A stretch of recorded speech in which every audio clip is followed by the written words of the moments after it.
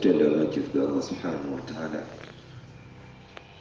tumwebaza byonna byatukoledde byatugabiridde ate ne tumusinza nga tetumugaseeko kintu kyonna tumusaba atusaasira atusonyiwe ebyo bye tuba tusobeza nga abanadamu byalina mu mawanika ge atwongere mu birungi ebirimu jalla jalaalu ate abituteeremu omukisa tumusaba okusaasira n'emirembe ku nabbi Muhammad sallallahu alayhi wasallam ne basahaba be ne batabiina ila yaumi ddin.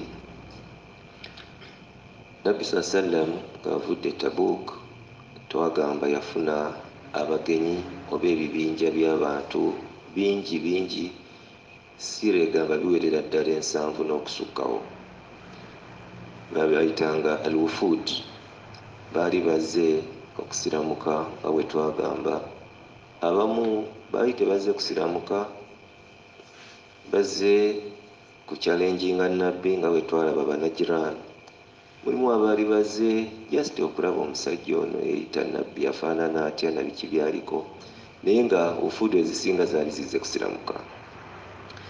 Twagala tutunuleko wafudu 2 oba delegations 2 ezajja era mu mwaka ogwo ogw'10 nga nesooka bagiyita wafd madhij. Waliwo ekibinja eky'abantu abaali bava mu madhij so bagiyita wafd madhij o wafd bani madhij abantu be madhij. Abantu bano baali bava mu bitundu bye Yemen oba ebye Yaman beekuŋŋaanya ne bajja ewa nabbi sallallahu alaihi wasallam nga n'ensonga yali ebaleese kwali kusiramuka.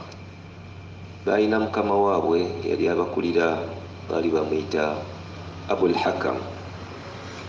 Abul Hakam bwe batuuka ewa nabbi sallallahu alaihi wasallam babuulira ensonga zaabwe tuzze kusiramuka n'abaaniriza n'abatuuza shahada ne basiramuka. Naye nabbi agenda okuwulira ngono omusajja bamuyita Abul Hakam amubuuza lwaki bakuyita Abul Hakam amugamba lillahi alhukum amugamba inna allaha huwa alhakam wa lillahi alhukum. Eryo linnya lya Allah yayitibwa alhakam ate yalamula yalina okulamula okusembayo gwe lwaki bakuyita Abul Hakam taata w'abalamuzi. Omusajja ono amugamba ya Rasulallah eri ewaffe bwe tuba tuzzeeyo abantu bano banjagala nnyo ate bampa ekitiibwa oba bawa ensonga ebeeguddewo baddukira wange nze mbalamula ate ne basiima okulamula kwange n'olw'ensonga eyo bampa erinnya lya Abul Hakam taata w'abalamuzi taata w'abagezi. Namugamba eryo erinnya terikusaana eryo linnya lya Allah. Amubuuza hal laka min alwalad olinayo ku baana? Omusajja ono amugamba nina abaana era n'abamumenyera. Amugamba ninayo Shuraih, ninayo Abdallah, ninayo Muslim. Amubuuza ayyuhum akbar ku baana babo bonna ani mukulu b'omenye? Amugamba Shuraih ye mukulu. Amugamba okuva na leero gwe Abu Shuraih gwe taataani? Gwe taata Shuraih erya Abul Hakam ndikugjeeko. Omusajja nakkiriza era ne batandikirawo muyita Abu Shuraih. N'olwekyo ekyo kirina kye kitutegeeza nti waliwo amannya ge tutasaanidde kwetuuma oba kutuuma baana baffe nga ga Allah yekka gajjayo ekitiibwa kya Allah, oba era waliwo amannya ge tutaseekeddwa kutuuma baana baffe olw'okuba galimu akabi oba galimu okukakkanya oba galimu shiriki. So lino linnya lya Allah al-Hakam tosobola kweyita Abul Hakam obanga kyalenjinga Allah mu kitiibwa kye. Mujjukire naye Maka waliyo omusajja bamuyitanga Abul Hakam, nabbi yali mujjako n'amutuuma Abu Jahal kubanga Abul Hakam kitegeeza taata w'abagezi abasingayo. Naye nabbi yagenda okulaba nga byakola si bya kigezi ne bamutuuma Abu Jahal era lye lyasinga okukwata. So tumanye mannya ki ge tutuuma abaana baffe ate kiba kyavunaanyizibwa okumanya erinnya ly'otumye litegeeza ki. Waliyo be baali bayita Abdul Uzza. Uzza lyali sanamu kati n'amannya agatambulira mu layini eyo naye newaffe tugayina. Mannya ga lubaale, mannya ga kusamira, mannya ga bisiraani. Oli ayinza okutuuma omwana we erinnya nga lya nnaku oba limukuba ebisiraani. Mannya ki ge batera okutuuma abaana agatali malungi? Bizibu, zajja ndaba. Kati awo kitegeeza ennaku egenda kubeerako gy'oligendera. Kati amannya bwe gatyo nabbi yagabajjako. So omusajja ono yakkiriza, nabbi n'amuwa erinnya Abu Shuraih, taata Shuraih. Ate eyo nkola ya bitundu ebisinga. Omwana we omukulu batera okutuuma taata gundi, si bwe kiri? So ne nabbi kwe kubuuza ono mu baana bo ani mukulu? So no bwe yamugamba nti Shuraih, n'amugamba bakuyite taata Shuraih. Ate era kirimu n'ekitiibwa kubanga omusajja ono yalina erinnya lye, naye nabbi teyagala muyitanga linnya lye nga bw'onagamba gwe Sulaiman, gwe Musa. Naye mu ngeri y'okuwa omuntu ekitiibwa, waakiri muyita erinnya lya mwana we, taata Musa, taata Ahmada, kiba kijjayo ekitiibwa mu mbeera bwetyo. Omusajja ono Abu Shuraih, nabbi amaze omukyusa erinnya, yabuuza nabbi sallallahu alaihi wasallam oba yamugamba nti dulluni ala amalin yujibu liya aljanna ya Rasulallah, nsomesaayo oba mbuuliraayo omulimu nga bwe mba ngukoze gunyingiza ejjana. Nabbi sallallahu alaihi wasallam yamugamba ebintu bisatu. Yamugamba tibul kalam wa badhlu salam wa it'amu ta'am. Bino ebisatu onaabikola ejjana ojja kuba ogiyingira. Tibul kalam, yogera bulungi, longoosa ebigambo by'oyogera n'abantu ne mu mbeera ze za bulijjo. Allah subhanahu wa ta'ala mu Qur'an atugamba waqulu linnaasi husna, bwe muba mwogera n'abantu mwogere bulungi. So okwogera obulungi olabanga ekitaliimu naye saddaaka oba okoze saddaaka. N'olwekyo tuyige oba twegendereze nnyo biki bye tufulumya ku lulimi lwaffe. Lumu Nabbi sallallahu alaihi wasallam bwe yali abuulirira Mu'adh bin Jabal nga bava e Tabuk, twalaba yamugamba ebigambo bingi, naye bwe yali amaliriza yamugamba kufu alaika hada, n'akwata ku lulimi lwe n'amugamba nti weekuume nnyo ekiyungo kino eky'olulimi. Biki bye kifulumya? Kubanga olulimi luno lwogera ebigambo ebirungi n'ebibi. Era Mu'adh yeewuunya nnyo Nabbi sallallahu alaihi wasallam omukuutira ekigambo ekyo. Kwe kumubuuza Mu'adh abuuza nabbi, awanu akhadhu bima naqulu ya Rasulallah, kyogamba ne bye twogera Allah abituvunaanako, abitubalako? Nabbi yamugamba atya? Takulatuka ummuka ya Mu'adh awayukabbu nnas ala manakhirihim yawma alqiyama illa bihasahid alsinatihim. Waliwo ekigenda okusinga okuyingiza abantu omuliro ku kiyama okusinga ebigambo bye baayogera ebitali bya buvunaanyizibwa. N'olwekyo olulimi tugenderere biki bye lwogera. So nabbi abuulira omusajja ono Abu Shuraih nti tibil kalam, okwogera ebigambo ebirungi mu ngeri y'okwogera n'abantu, mu ngeri ya adhkaari, mulimu mulungi. Ekyokubiri badhlu salam, yitiriza okuwa salaamu, okutoolera abantu salaamu b'osanze, kubanga salaamu kitegeeza mirembe. N'ekyokusatu it'amu ta'am, okuliisa abantu emmere. Ogenda okutunuuliranga egyo gyonna emirimu nabbi gy'agambye omusajja ono tegiri mu wajibaati, tegiri mu arkaanu za ddiini, n'emirimu mirungi mu ngeri y'okukolagana n'abantu. Nekitegeeza ki? Nti empisa ennungi, okukolagana obulungi n'abantu kigenda kuyingiza abantu ejjana. Ekikakasa hadiisi ya Nabbi sallallahu alaihi wasallam bwe yagambira nti aktharu ma yudkhilu nnaasu aljanna taqwa Allah wa husnul khuluq. Kati bino byonna bigwa mu husnul khuluq. Abantu bagenda kuyingira ejjana mu bibinja bingi, naye ebibinja ebigenda okusinga okuyingiza abantu biri bibiri. Abantu abakola Katonda byayagala, abakola takwa makulu ne bakola ibadaati nga Katonda bw'azaagala. Naye ate ogenda kubayo n'abantu nga tebaali b'amaanyi nnyo mu ibadaati naye nga balina empisa ennungi. So husnul khuluq kigenda kuyingiza abantu ejjana. Ewaffe tebaali bakiyita wafdu bani madhij okuva e Yaman. Wafdu eyokubiri oba delegation eyokubiri eyajja eri Nabi sallallahu alaihi wasallam bagiyita wafdu Thaqif. Abathaqif baali bava mu kitundu ekiyitibwa Taif. Taif kibuga kyali kinene oba kibuga kinene kiri kumpi ne Makka, babalirirawo kilomita nga 7 ku 8 okulusi wawanvu nnyo. Tujjukira bulungi nti Nabi sallallahu alaihi wasallam bwe yali akyali e Makka yafunanga nnyo challenge okuva mu Bataifu bano Abathaqif, abantu b'e Taif. Abantu b'e Taif baali basindana nnyo, bakompitinga nnyo n'Abakuraishi b'omu Makka nga bano bwe bakola kino bano bakola kino. Hatta ne mu kutuuka mu kusinza bayinamu essanamu lyabwe eddene. Ab'e Makka bayina Hubal, bayina Uzza, ab'e Taif bayina essanamu eddene baali bayita Allat. So nga basindana mu mbeera nnyingi ne mu by'obusuubuzi. Nabi sallallahu alaihi wasallam bwe yagendayo okubakoowoola basiramuke, mujjukira ekyamutuukako, bamubbirayo najja n'omusaayi, n'atonya n'omusaayi. Tebamuganya kwogera gye bali kasita bamanya nti ono Mukuraishi. Abakuraishi bulijjo tukompitinga nabo ate batugamba batya nti balina nabbi. So bamubbirayo n'avaayo nga talina kyafunye.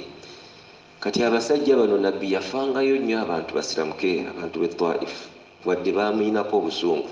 Tujjukire ne mu lutalo lw'e Hunain baada fathu Makka, Nabi sallallahu alaihi wasallam yagendayo n'alwana nabo naye era baagaana okusiramuka ne beesibirayo.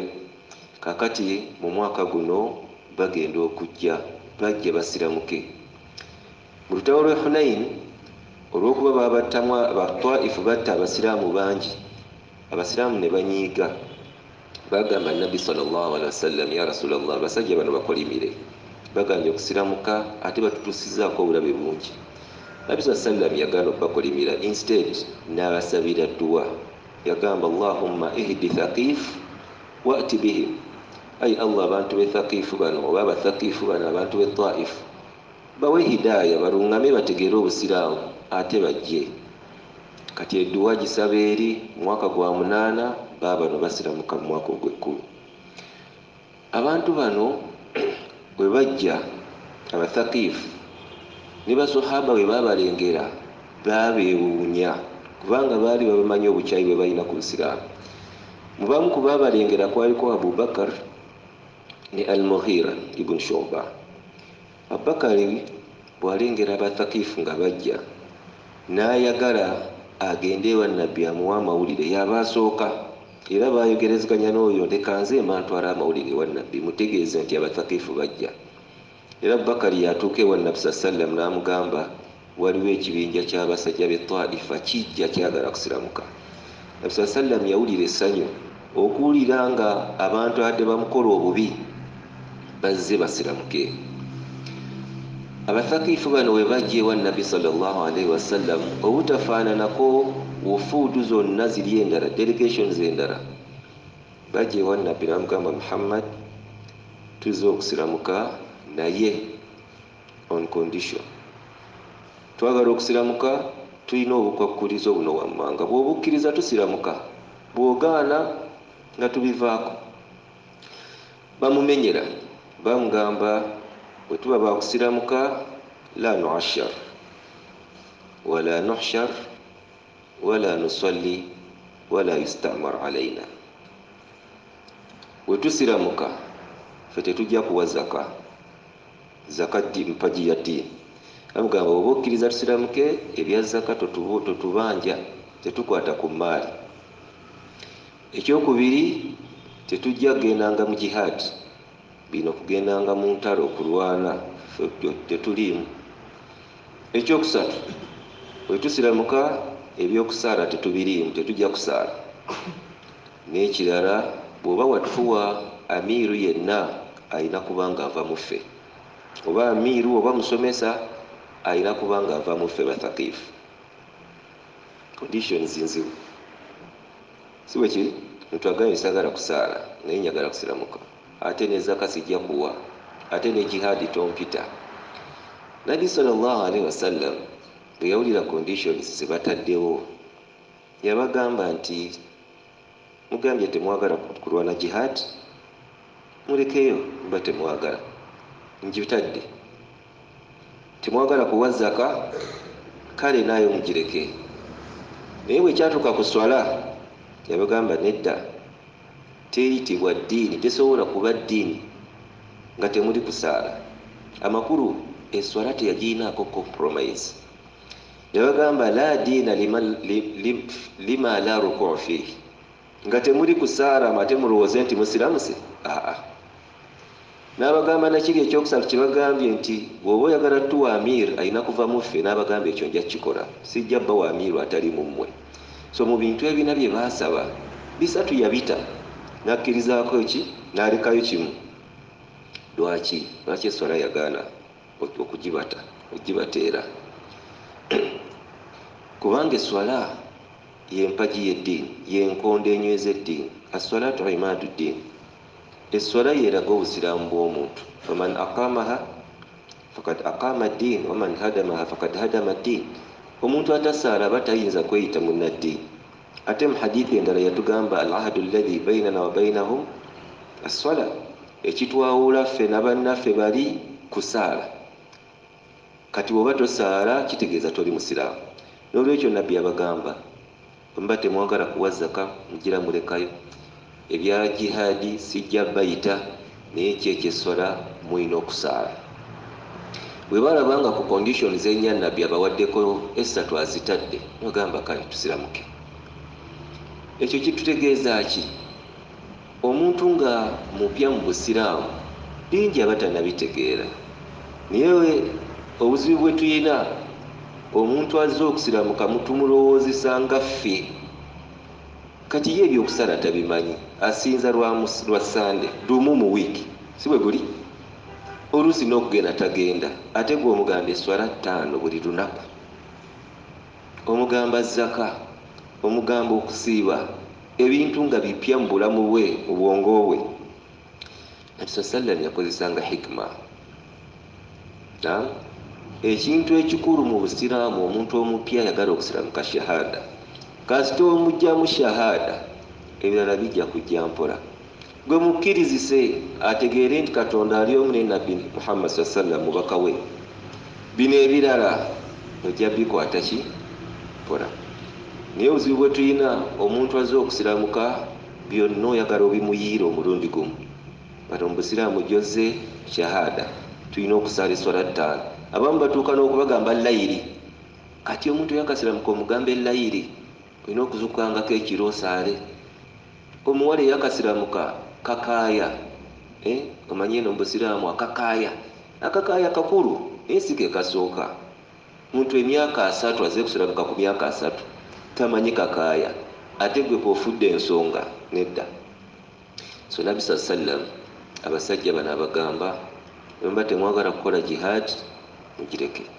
bwemba temwagala kuwa zaka mugireke naye yeswala mukole eki mujja gisaala bamugamba ng'amaze obbateera ebyo muhammad ma taqulu fi riba walkhamr wazina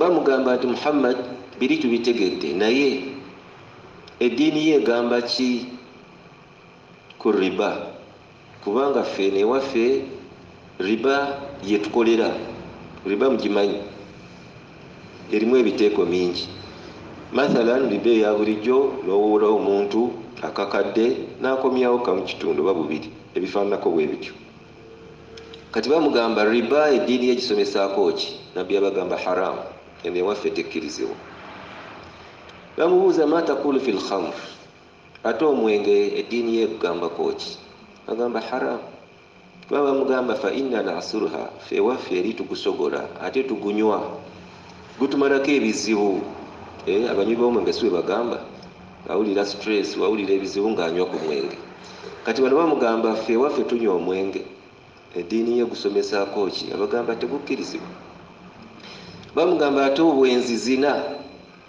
ffe tuli basajja tunyumirwa nnyo zina bwe tutambula ne tugenda mu safaari ne tuleka abakyala baffe eyo gye tuba tugenze tufunayo abakyala ne twesanyusa nabo nabbi abagamba ekyo nakyo kiri haramu bamugamba ssebo ebyo otabitulekera tetusiramuka.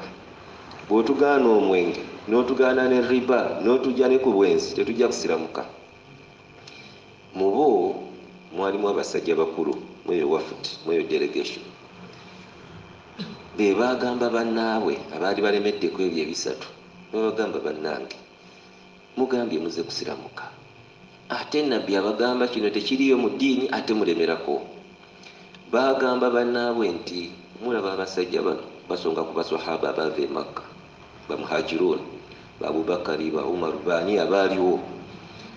Abasajja abakulu mu bo bagamba bannaabwe abavubuka abaali balemedde ku riba zina n'omwenge ti ne bano abasajja be mulaba abaasiramuka bwe twali e Makka bino baali babikola. Omwenge bagunywanga obwenzi ne riba naye bwe baayisiramuka ne babita nammwe mujja bita mpolampola temulemerako. So abasajja bano baavaawo basiramuse naye nga bagenze n'ebiri nabbi abagambye jihaadi zaka ebyo mbitadde. Naye nabbi yagamba baswahaba ti abasajja abo mubalaba abategefu basiramuse naye mbakakasa bo bennyini bajja kujja baleete zaka yaabwe kasita banaategeera shahada. Bo bennyini bajja kujja beetabe mu jihaadi kasita obusiraamu banaabukola ki? Bo bennyini bagenda kuva ku mwenge bave ku bwenzi bave ne ku riba. Nekitegeeza ki? Ekikatiriza kiri kye tugambye ti omuntu kasita ategeera shahada bino ebirala bikola ki? Byanguwa over time tebabipapira. Abasajja bano Nabbi sallam jjukira bamugambye ffe oba otuwa amir otuwa nga ava mu ffe totuwa muntu mulala totuwa mu Quraish totuwa waawa alina kubanga muthakifu nga ffe. Abasajja bano okujja e Madiina bajja mu Ramadan nga eggwako era kigambibwa bwe baasiramuka baasiiba ennaku za Ramadan ne Nabbi sallam baasibira mu Madiina ennaku 15 era Bilaali yabaleeteranga ddaako ne balya. Nabbi sallam yali abasuza mu musikiti. Bwe baali baddayo bagamba Nabbi sallallahu alaihi wasallam gye tuwuli ewaffe eyo e Taif tulinayo Arrabba, tulinayo katonda waffe gwe tubadde tusinza Allat, tumukoze tutya? Nabbi abagamba obusiraamu tebukolagana na shirk, eryo essanamu lyamwe tugenda ddimenya. Bamugamba nedda, oyo katonda waffe, kale waakiri tuweeyo emyaka emeka? 3 tubeere naye emyaka 3 tumanyiire onaamumenya baada 3 ayyam. Nabbi yabagamba nedda, kigaanyi.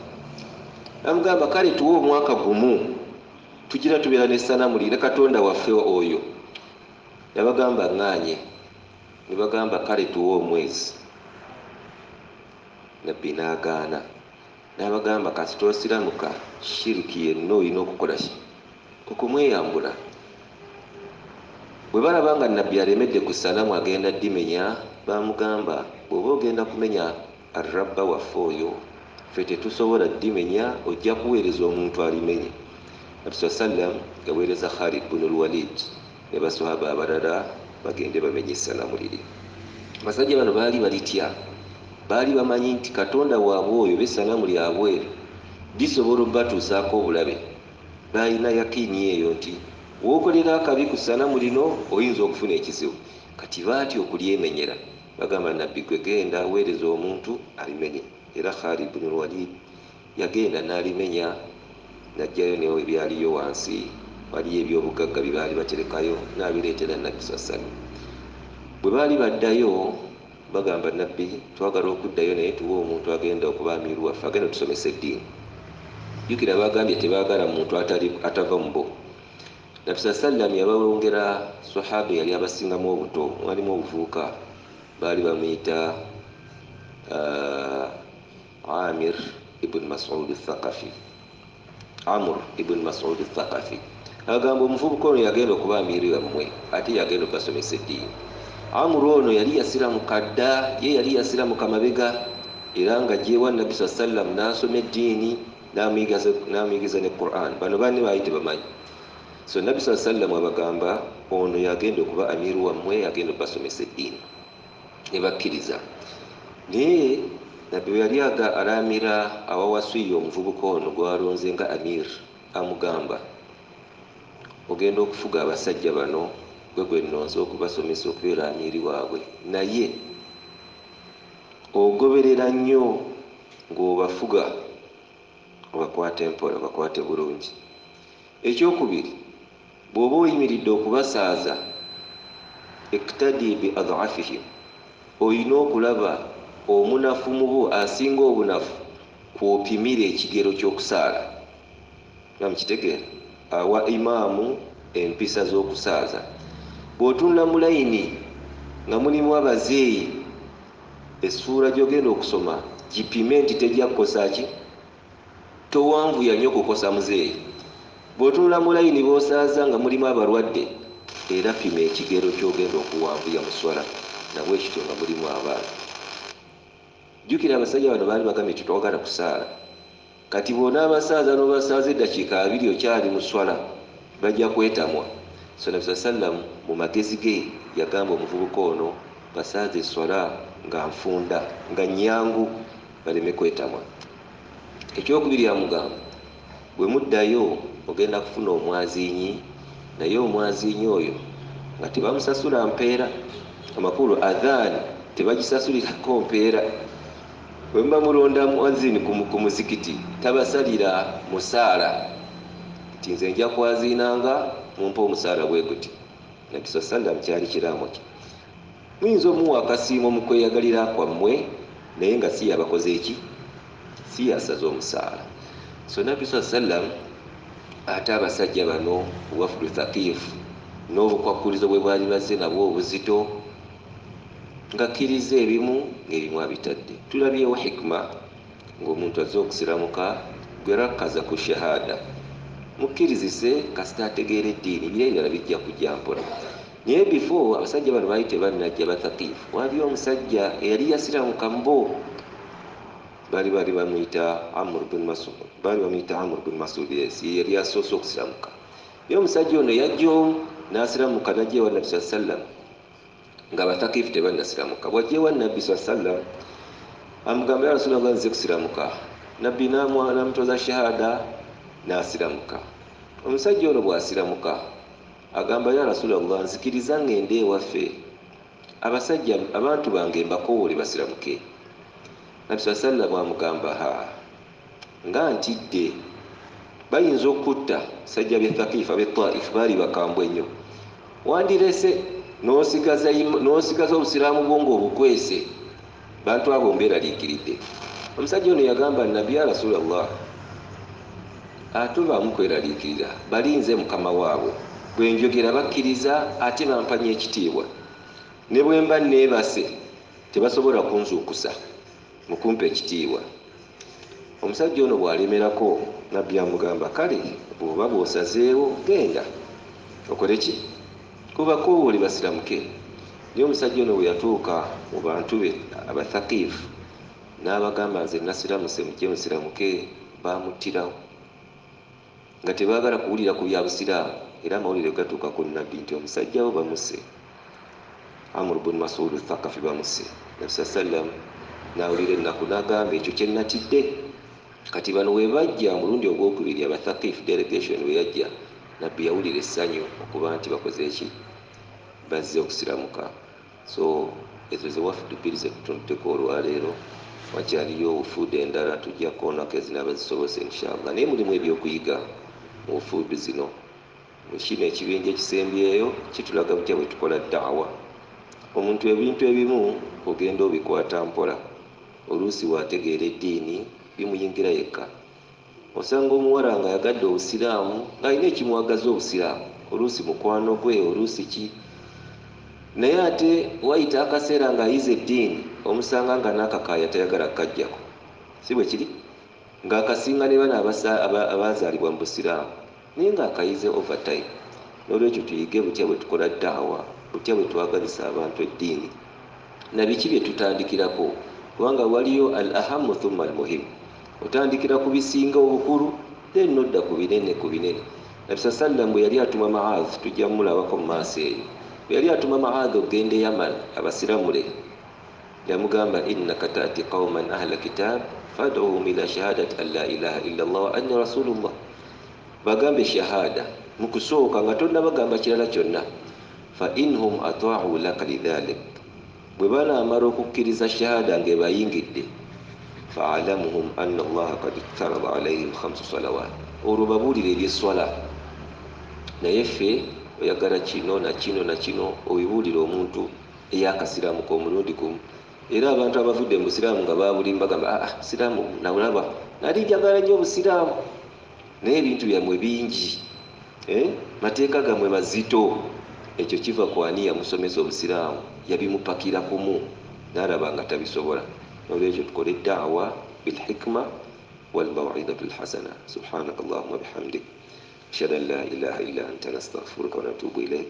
Assalamu alaikum wa rahmatullahi wa barakatuh.